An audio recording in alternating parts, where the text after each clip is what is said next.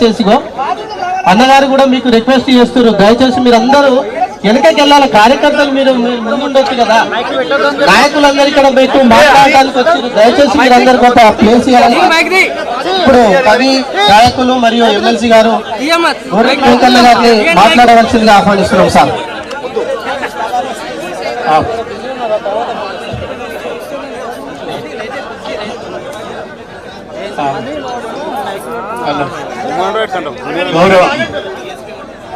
గౌరవనీయ మాజీ మంత్రివర్యులు, తెలంగాణ ఉద్యమ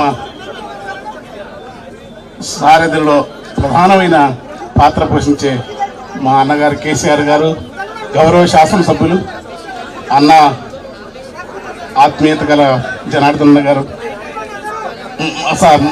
మాజీ మంత్రివర్యులు శ్రీనివాసన్న గారు, బిఎస్పీ అన్ని నాయకులు, ప్రజా సంఘాలు, ఇదొక దురదృష్టకరమైన భారతీయ సమాజంలో ఈనాటి కూడా ఇట్లాంటి ఘటనలు జరగడం అమానుషత్వం. మొత్తం దేశవ్యాప్తం ఈ ప్రాంతంలో మహేంద్రనాథ్ గారి ఆధ్వర్యంలో ఉద్యమం కులాలకు మతాలకు అతీతంగా ఉన్న గొప్ప నేల నాగరికమైన ప్రాంతం. అలాంటి ప్రాంతంలో ఒక రజకులను ఇట్లా జరగటం, మీరు తర్వాత ఒక పాప చనిపోవడం అనేది కన్నీటిమయం కావాల్సిన ఘటన ఇది.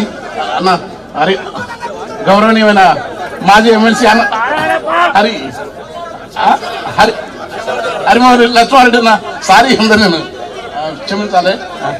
మన ఆళ్ళ వెంకటేశ్వరరెడ్డి గారు, అన్న గొల్ల శ్రీనివాసరెడ్డి గారు. అయితే ఇది ఒక ప్రజా ఉద్యమం. ఈ ఉద్యమాన్ని ఇప్పుడు నిన్నటి దాకా ఒక ఎత్తు అయితే ఇప్పుడు కేటీఆర్ అని వచ్చినాడు. ఎక్కడి వరకైనా ఈ అంశాన్ని తీసుకుపోయి నిష్పక్షపాతంగా ప్రజలకు, దళితులకు న్యాయం జరిగే బాబు.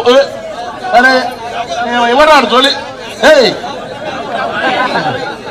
నీవు ఆగరా నాయన, నేను ఈ ఊర్లోనే ఉంటున్నా, వాడు రాగండి. ఇలాంటి ఒకనాడు ఈ ఉద్యమాలకన్నిటి వేలాది మందిని కదిలించి ఈ ప్రాంతంలో నేను పనిచేసినాను, సాహిత్య సంస్కృతి రంగం ప్రధానంగాని. ఇక్కడనే మనము ఛాయ తాగితే గ్లాసులు మైలబడి పోతాయంట, మనము మొక్కితే దేవుడు మైల మనము గుళ్ళె కడుగు పెడితే గుడినే వెలివేస్తారంట. గాలి వీల్చి వదులుతున్నాము, గాలిని కూడా వెలిగేస్తారా? వెలిగే పొద్దున తిరుగుతున్నాము, పొద్దును కూడా వద్దంటారా? గాలికి గంగకు అంటని అంటూ మేము అందుకుంటే మరి ఎట్లా ఉంటుందని కొట్టిన దెబ్బ ఇక్కడ నుంచి ఈ పాట పుట్టింది.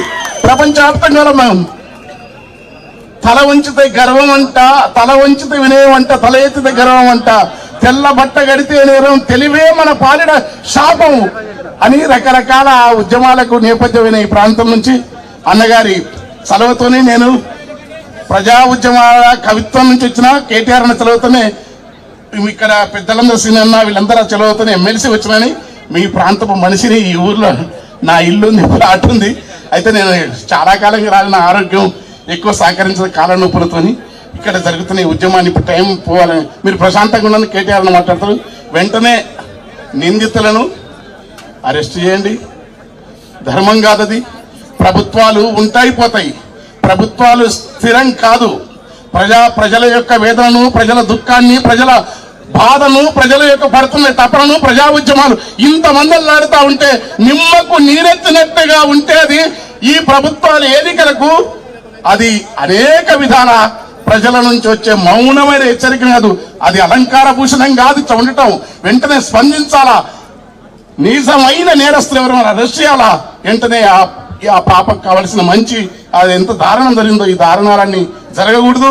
దేశవ్యాప్తంగా ఇలాంటి దారుణాలకు అనేక రూపాలను, అనేక పద్ధతుల్లో పాదు జరుగుతూ ఉంది.